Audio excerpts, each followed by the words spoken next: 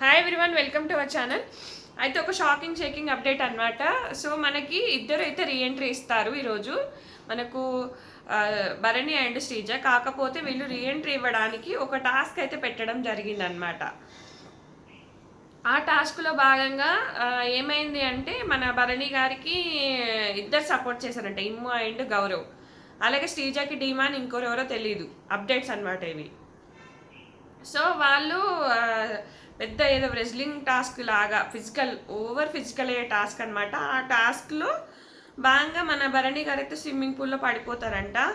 పాపం బాగా ఇంజురీస్ అయ్యారంట. వెంటనే హాస్పిటల్ కూడా ఇమీడియట్గా తీసుకెళ్ళిపోయారంట. సో ఇది మరి ఏమవుతుందో ఏమో. ఇంకా ఆయన రీఎంట్రీ లేనట్టే పాపం. ఫస్ట్ అలా వెళ్ళిపోయాడా, సెకండ్ వచ్చేసి ఇలా జరిగిందా, ఇంకా ఆయనకు లక్ లేనట్టే. నిజంగానే బ్యాడ్ లక్. ఇంకా చెప్తాను కదా, ఎంత కష్టపడినా కూడా ఆవగింజంత అదృష్టం, ఆవగింజంత లక్ ఉండాలంటారు కదా. పాపం అలా జరిగిపోయింది. ఆయనకు బాగా దెబ్బలు తగిలాయంట.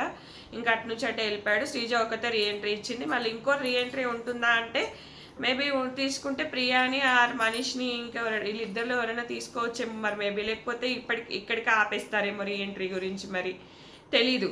సో ఇదన్నమాట మ్యాటరు. పాపం అసలు చాలా బ్యాడ్ లక్ కదా అనిపించింది నాకైతే.